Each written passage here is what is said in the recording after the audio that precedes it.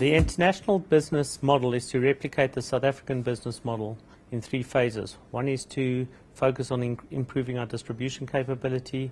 Second is to acquire more customers. And the third is to introduce more products and services. So moving on to India. India's focus is we've transitioned our platform into be a far more aggressive financial services platform, focusing on the traditional products like airtime, bill payments and so forth, but really introducing two additional products, one being acquiring and the other being money transfers. The remittance market in India is about a $90 billion market, of which $20 billion is domestic remittances and about $70 billion being international remittances. We already do about just under $2.5 million per day, and looking to grow that to about $5 million per day in the not too distant future. India, what we've seen is that our revenues and our margins from remittances have now surpassed our airtime margins, which is core to our strategy, not having dependency on one product.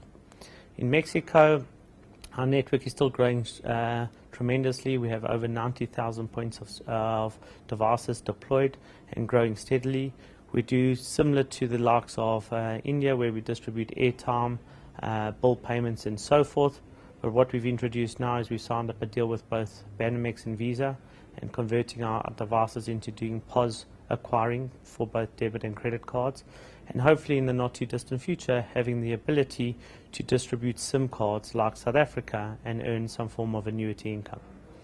As far as our mobile solution segment goes, which houses our SMS aggregator called Cellfound, which are a WASP and location-based service provider, we're currently doing just under 200 million SMSs a month, and that's growing. What we're seeing out of SMS is that still we have a 98% delivery rate.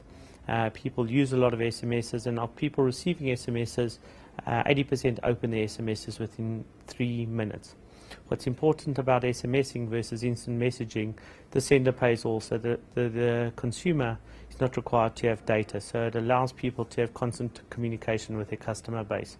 We're also looking at providing enhanced technologies such as location-based services for banks, to add additional layer of fraud detection. So for example, if we determine that a person is in Sandton and someone's trying to process a transaction in Delmos, we can alert the bank's fraud department and they can investigate whether it's a fraudulent transaction. So really morphing the types of technologies we have built. We have an immense database, about 55 million customers on it. We provide 12 contact call centers with leads and database updates. We provide 20 million database updates to the credit bureaus every quarter. So we look forward to actually increasing our data, and by doing that, what we do is we encourage and retain our customers.